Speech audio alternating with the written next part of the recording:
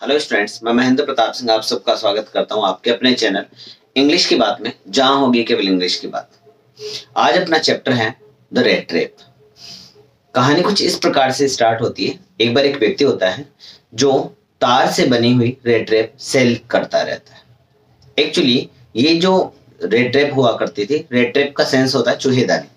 तो जो चूहेदानी होती थी वो जो वायर्स उसको बेगिंग के थ्रू मिल जाया करते थे, जिससे किसी स्टोर पे जाता था, किसी फार्म हाउस पे जाया करता था, तो वहां से जो उसको बेगिंग के थ्रू या छोटे मोटे थीवरीज के थ्रू उसको जो ये वायर्स मिल जाया करते थे, तो अपने ओल्ड टाइम में अपना जो बिल्कुल एकांत जो समय हुआ करता था उसमें बैठे बैठे ये अपने रेट रेप बनाया करता था। लेकिन और उसको सेल भी किया करता था। लेकिन ये बिजनेस इतना प्रॉफिटेबल नहीं था जिससे कि वो अपने शॉल और अपने बॉडी को एक साथ रख सके। इट मींस अपने आप को जीवित रख सके। तो इसके लिए वो छोटी मोटी थ्योरी भी किया करता था। जब एक दो बार वो अपने प्लॉटिंग्स किया करता था, जो शाम को अपनी यात्राएं किया करता था, तो उस समय जब एक बार वो काफी लेट हो जाता है, एक बार चलते चलते उसके दिमाग में एक आइडिया आता है कि पूरा चूहेदानी, पूरा संसार एक चूहेदानी है। The whole world is a big rat trap. जैसे जैसे चूहेदानी में हम छोटे से क्या करते हैं, कोई जो भी लालच करने वाली वस्तु उसमें डाल दिया करते हैं, और उसके बाद में चूहा आता है, उसको टच करता है, पीछे से उसका गेट बंद होता है और उसका जो जीवन होता है चूहेदानी के मालिक पे डिपेंड करने लग जाता है। वो चाहे तो उसको मार भी चाहे तो उसको मार भी सकता है और चाहे तो उसको बचा भी सकता है। ठीक उसी प्रकार से पूरा वर्ड क्या हुआ करता है, एक चूहेदानी हुआ करता है जिसमें लालच करने वाली वस्तु, जिसको हम बैट बोलते हैं इंग्लिश में, वो लटका दी जाती है, उसमें टांग दी जाती है, और जैसे हम लोग उसके आसपास इर्द गिर्द घूम के उसको टच करते हैं, पीछे से अपने जो गेट है वो बंद हो जाया करता है, और हम भी जो अपना जो अंत होता है वहां तक पहुंच चुके होते हैं। ये बातें सोच के उसको बहुत अच्छा लगता था, क्योंकि पूरा संसार उसके लिए कभी काइंड नहीं रहा था, इसलिए लोगों के लिए इविल थॉट्स रख के उसको बहुत अच्छा महसूस होता था। एक बार जब शाम को वो यात्रा कर रहा होता था तो वो काफी लेट हो जाता है, तो वो सभी जगह उसने क्या किया, नॉक किया। सभी लोगों ने शावर फेसी शो की, क्योंकि उसकी अपीयरेंस कुछ अजीब सी थी। वो कुछ इस प्रकार का दिखता था कि उसने रेग्स पहने हुए रखते थे और उसके ऊपर वो चूहेदानी को टांगे रखता था। इसके अलावा उसके जो चिक्स थे वो संकन थे, और उसके जो आईज थी उससे उसकी जो हंगर थी वो शो होती थी, दिखती थी। उसकी जो भूख होती थी वो झलकती थी। इस प्रकार से एक बार जब वो जा रहा था शाम को, तो उसने एक दरवाजे पे नॉक किया, लेकिन अब की बार जिसने दरवाजा ओपन किया वो एक वृद्ध व्यक्ति था, ओल्ड मैन था, और वो काफी खुश हुआ because he had no wife and no child. न तो उसके बच्चा था और न ही उसके वाइफ थे, इसलिए वो काफी खुश हुआ because he had an another person to talk. बातचीत करने के लिए एक दूसरा व्यक्ति उसको मिल गया था, तो इसकी वजह से वो काफी ज्यादा खुश हो रहा था। उसने उसका वार्मली वेलकम किया। उसके बाद में उसको उस अपने गेस्ट के लिए उसने पोरिएज चढ़ा दी। पोरिएज मीन्स होता है रबड़ी या दलिया। ऐसा करके उसने क्या कर दिया, उसको चढ़ा दिया। और जब तक ये उसका खाना बन रहा था तब तक उसने क्या किया, कार्ड्स लिए, और कार्ड्स लेने के बाद में खेलना स्टार्ट किया। दे प्लेड मजोरिस। It's a card game. ये कार्ड के गेम होता है। उन्होंने मजोरिस खेलना स्टार्ट कर दिया। जब उनका खाना तैयार हो गया तो दोनों ने आराम से खाना खाया, और खाना खाने बाद में जो अपना जो होस्ट था, जो एक क्रॉफ्टर हुआ करता था, तो उसने क्या कर दिया, टोबैको रोल्स लिए, टोबैको पाइप्स के लिए, और दोनों ने टोबैको भी पी। दोनों ही चीज, even porridge and tobacco were too generous. ठीक है। उसके बाद में उसने बताया कि वो एक क्रॉफ्टर पोस्ट पे हुआ करता था, और वो अपने यंग एज में रामजो आयरन वर्क एक प्लेस हुआ करता था, एक फैक्ट्री हुआ करती थी जो आयरन प्रोड्यूस किया करती थी। उसमें क्या क्या करता था, वर्क किया करता था। ऐसा करते करते जब वो डेज टाइम करने में असमर्थ हो गया था, तो अब उसने वहां से रिटायरमेंट ले लिया था, और उसके पास में एक गाय थी जो एक काफी क्रीमरी मिल्क दिया करती थी, जिसकी वजह से पिछले ही महीने उसको 30 क्रोनर का बेनिफिट हुआ था।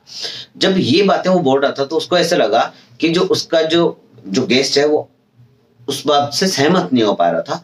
तो वो वहां से खड़ा होता है, एक खिड़की के पास में जहाँ एक लेदर पाउच लटका हुआ था वहां से उतारता है, और उसके बाद में उसमें से 10 क्रोनर नोट्स जो रिंकल थे उनको निकाल के उसको दिखाता है। वो इस एंगल से उसको इतना ऊपर उठाता है कि उसके कंधे के ऊपर से पीछे बैठा जो उसका होस्ट था वो भी देख लेता है, और वापस उसको डाल देता है। दोनों आराम से सो जाते हैं। सुबह जल्दी उठते हैं, क्योंकि जो होस्ट था उसको गाय का दूध निकालना था, तो जब होस्ट उठ गया था तो गेस्ट को भी उठना जरूरी था। जब दोनों ही वहां से चले गए, उसने जो अपना जो क्रॉफ्टर था उसने वहां लॉक किया और वहां से चला गया। But after half an hour the red trapper was there, red trapper वहीं पे था। वापस से आ गया, उसने एक पत्थर लिया, स्मैश किया जो विंडो पेन था उसको, और वहां से पाउच को निकालता है, 30 क्रोनर लेता है और वापस उस पाउच को वहीं पे टांग के रवाना हो जाता है। पहले तो पब्लिक हाईवे पे दौड़ा, लेकिन उसको लगा कि अगर मैं पब्लिक हाईवे पे दौड़ूंगा तो हो सकता है जो क्रॉफ्टर था मेरा पीछा करके मुझे पकड़ ले, इसलिए उसके बाद में टर्न कर लिया उसने and he got into a forest. दोपहर तक उसको अच्छा लगा, but actually it was big and confusing forest, एक बड़ा सा और कंफ्यूजिंग फॉरेस्ट था। दोपहर बाद में उसको रियलाइज होने लगा कि बार बार वो एक रास्ता चुनता है, एक फिक्स डायरेक्शन चुनता है, लेकिन उसके जस्ट बाद में वो वापस से वही जगह पे आ जाता है जो जहां वो अपने आप को पाता है, क्योंकि यहाँ के जो रास्ते थे वो आपस में ट्विस्ट होते थे और घूम फिर के वहीं आ जाया करते थे। शाम तक वो ये काम करता रहा, लेकिन शाम होते होते उसको एक बात रियलाइज हो गई थी कि आज वो जो एक थॉट रखता था कि the whole world is a big red tape, actually आज वो खुद चूहा था और इस बड़े से चूहेदानी में फंस चुका था और उसका अंत अब लगभग पास में आ गया था। शाम होने के बाद में जैसे जैसे अंधेरा छाने लगा तो उसको रियलाइज हो गया कि अब उसकी मृत्यु पास में आ गई है। सो वो अपने घुटनों के बल नीचे बैठता है और अपने सिर को नीचे झुका के जैसे ही वो जमीन पे टच करने लगता है, अचानक से उसको हार्ड थंबिंग सुनाई देती है, हथौड़े की सी आवाज सुनाई देती है, जैसे कोई मेटल से मेटल टकराता हो वैसे। तो उसको रियलाइज हुआ कि कोई ना कोई तो यहाँ है। तो जिस तरफ से मेटलिंग जो वॉइस आ रही थी उस तरफ से वो निकलता है और वहां जब आगे जाके देखता है तो एक नहर सी थी, उसके पास में एक आयरन व्हील हुआ करती थी। तो जब वहां उसके पास में जाता है और डोर को ओपन करता है हल्का सा चिंग के रूप में, तो वहां जो आयरन मास्टर और जो उसके अप्रेंटिस हुआ करते थे वहां थे। इतना ज्यादा शोर शराबा था इस फैक्ट्री में, actually it was a furnace, ये एक फर्नेस हुआ करती थी, ढलाई घर हुआ करता था, फोर्ज हुआ करती थी, इसमें काफी सारे फर्नेसेस हुआ करती थी। ठीक है, तो आवाजें इतनी ज्यादा हो रही थी कि जो ये जब उसने एंट्री करी तो किसी को पता भी नहीं चला, और आगे जाने बाद में उसने जो आयरन मास्टर था उससे कहा कैन आई स्टे हियर, तो उसने कहा, उसने इशारा किया कि चलो ठीक है तुम रुक सकते हो यहाँ, मतलब ज्यादा कोई महत्व दिए बगैर ही इसको कहा तुम यहाँ रुक सकते हो, और उसको भी ज्यादा सम्मान की जरूरत थी नहीं। सो वो उसके पास में जाता है और जो फर्नेस हुआ करते थे उसके इतना पास में जाके सो जाता है कि उसके जो कपड़े थे जो रेक से उसमें से स्टीम निकलने लग गई थी, क्योंकि हमें पता है जब भी हम आग के पास में जाते हैं और अपने कपड़े गीले होते हैं तो उसमें से स्टीम निकलना स्टार्ट हो जाती है। ठीक है, बार बार में वहां से एक व्यक्ति उठता था, जो कोयल हुआ करते थे उनको वापस से स्टीर किया करता था, वो कुरेद दिया करता, जिससे वापस से उसकी जो लो हुआ करती थी बढ़ जाया करती थी। वो एक विशेष प्रकार के कपड़े पहने रखता था, एक बड़ा सा वो एक शर्ट पहने रखता था और नीचे वो काफी बड़े हाइट में क्या जो अपने वुडन शूज हुआ करते थे वो पहने रखता था, ये उनका पहना हुआ करता था। उसको किसी को मतलब नहीं था, वहां सो गया। रामजो आयरन वर्क बहुत ही ज्यादा प्रोमिनेंट एक आयरन मास्टर के द्वारा रन करी जाती थी, जिसका आइडिया हुआ करता था कि मार्केट में एक अच्छा लोहा सप्लाई कराया जाए। इसके लिए वो 2 बार अपने जो इंस्पेक्शन ड्यूटी पे आया करता था। It was his night inspection, जिसका नाइट इंस्पेक्शन था। तो नाइट इंस्पेक्शन पे आता तो घूम फिरने के बाद में जब उसने देखा कि एक व्यक्ति जो फोर्स के पास में सो रहा था तो उसके पास में जाता है, उसकी केप उसने पहन रखी थी उसको साइड में करता है और रियलाइज करता है कि he was his old friend, his acquaintance, उसका जाना पहचाना सा उसका फिगर हुआ करता था, और उसने उसको अपना एक पुराना दोस्त उसको समझ लिया, because there the light was too dim, बहुत ज्यादा डिम हुआ करती थी फर्नेसेस की, तो कि उसको पहचाने में मिस्टेक कर देता है। ठीक है, उसने कहा कि देखो कितनी अजीब सी बात है कि तुमने अगर जो थी रेजिमेंट नहीं छोड़ी होती, क्योंकि उसको रेजिमेंटल फ्रेंड समझ लेता अपना, तो तुमने अगर रेजिमेंट नहीं छोड़ी होती तो आज ये दिन होते। उसको लगा कि मुझे मिसजज कर रहा है, तो उसने सोचा कि अगर मैं हल्का सा भी थोड़ा सा झूठ बोल जाऊंगा तो मुझे 2-4 क्रोनर और मिल जाएंगे। तो उसने कहा कि जो परिस्थिति थी मेरे जीवन में डाउन हिल्स हो गई, कुछ नेगेटिव पोजीशन आ गई और कुछ मिजरेबल डेज की वजह से इस कंडीशन पे आ गई।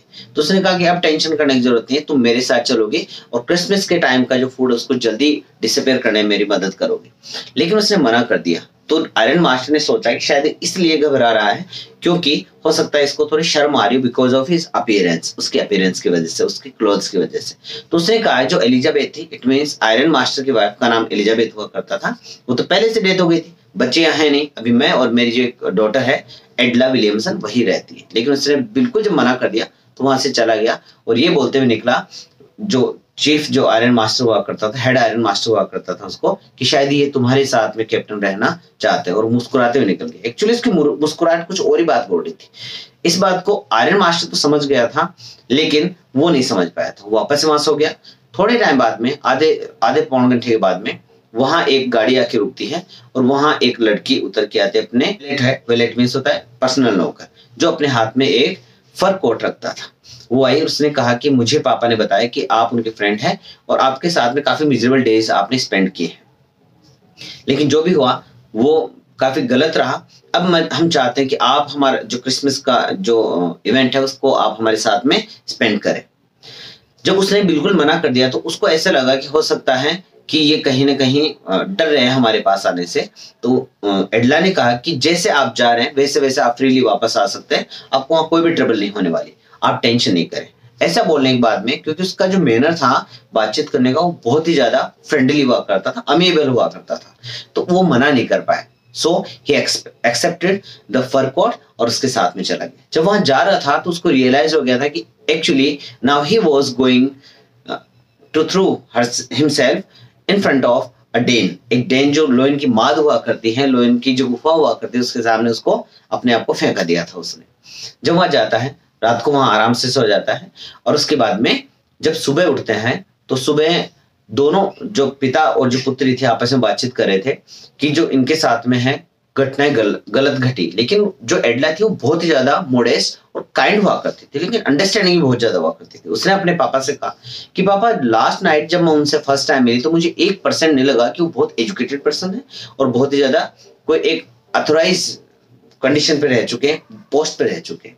मुझे लगा कि या तो जेल से छूट के आए हैं, भाग के आए हैं, और या वो चोर है, ऐसा लगा। और उसका आइडिया लगभग सही था। सो उसने जैसे बातें कर रहे थे तो आर्यन मास्टर ने कहा कि उसकी जो ट्रैपिंग जो मैनर था उसकी वजह से अजीब सा लग रहा था और कुछ उसकी कंडीशन थी डाउन हिल्स हो गई, इसलिए ऐसा लग रहा था। जब देखना भी सही तरीके से आएगा तब देखना कितना स्मार्ट लगेगा, कितना हैंडसम लगता है।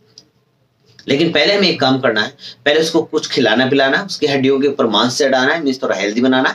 उसके बाद में कुछ उसको ऐसा काम देंगे जिसकी वजह से उसका जो ट्रैपिंग मैनर है, जो घुमक्कड़ जीवन है, वो कम हो जाएगा, वो भी सेटल हो जाएगा। ऐसा बातचीत करने के दौरान ही दरवाजा खुलता है और जो रेड ट्रेपर होता है एंट्री करता है।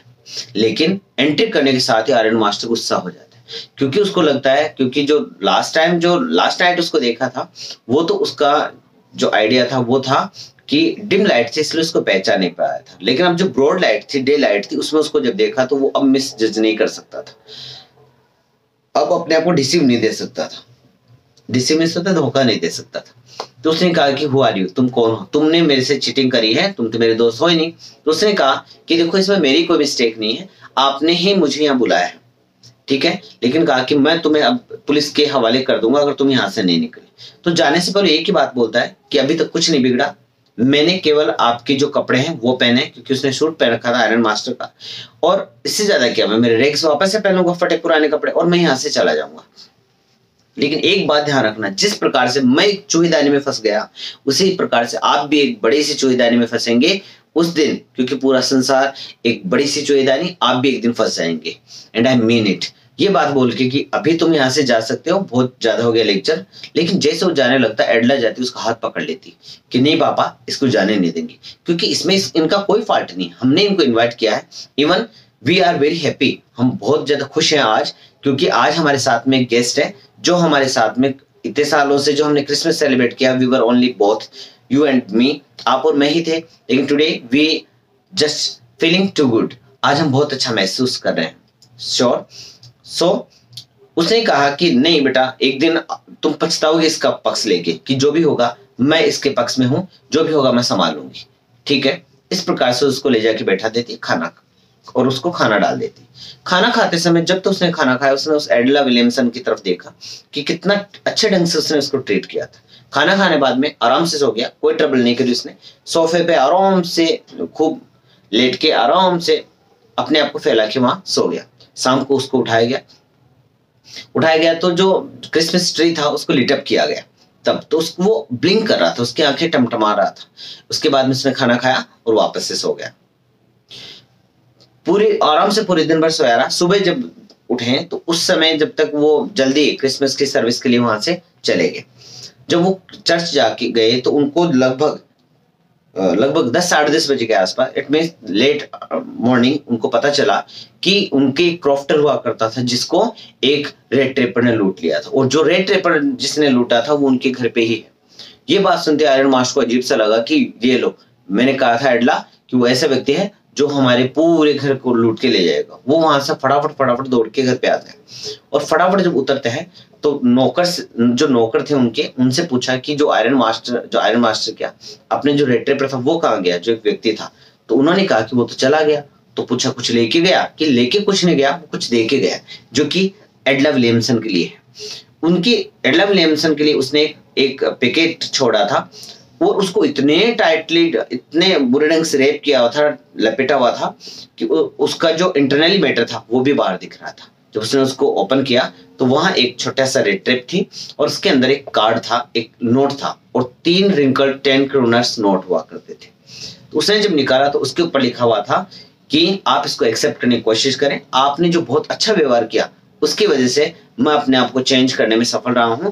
आज के बाद से मैंने इविल वर्क छोड़ दिए और मैं भी एक बिल्कुल नॉर्मल वर्क करना स्टार्ट कर दूंगा। Because of your nice behaviour I change my self into a captain.